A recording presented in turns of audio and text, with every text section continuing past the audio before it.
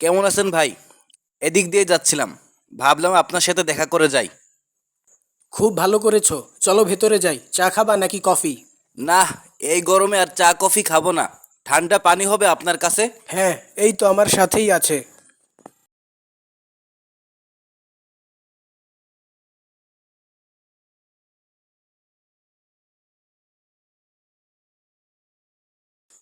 আরে, এটা তুমি কি করছো? কেন? পানি খাচ্ছি।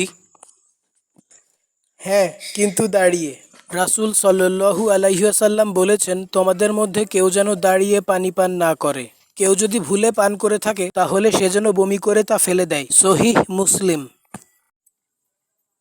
হ্যাঁ আমি জানি, কিন্তু দাঁড়িয়ে পানি খেলে কি আর হবে? তুমি কি বিজ্ঞান মানো? হ্যাঁ মানি। তাহলে শোনো, দাঁড়িয়ে পান করার সময় ওই পানি পুরো শরীরের উপর চাপ প্রয়োগ করে, যার ফলে ১. কিডনি ক্ষতিগ্রস্ত হয়, পানি ফিল্টার করার ক্ষমতা কমে যায়। ২. হাড়ের জয়েন্টে ব্যথা হতে পারে। ৩. শ্বাসনালী ও খাদ্যনালীতে অক্সিজেন সরবরাহ ব্যাহত হয়। ৪. দীর্ঘমেয়াদী ফুসফুস ও হৃদযন্ত্রের ক্ষতি হতে পারে, এগুলোর কর্মক্ষমতা কমে যায়। দাঁড়িয়ে পানি খাবে যত, পাকস্থলীর ক্ষতি হবে তত।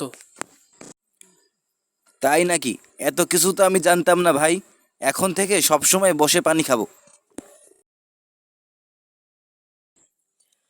আর শোনো, আমাদের মহানবী হজরত মুহাম্মদ সাল্লাল্লাহু আলাইহি ওয়াসাল্লাম এর প্রতিটি সুন্নতি মানুষের জন্য কল্যাণকর, তাই এগুলো মানার চেষ্টা করবে।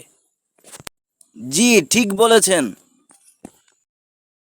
Allah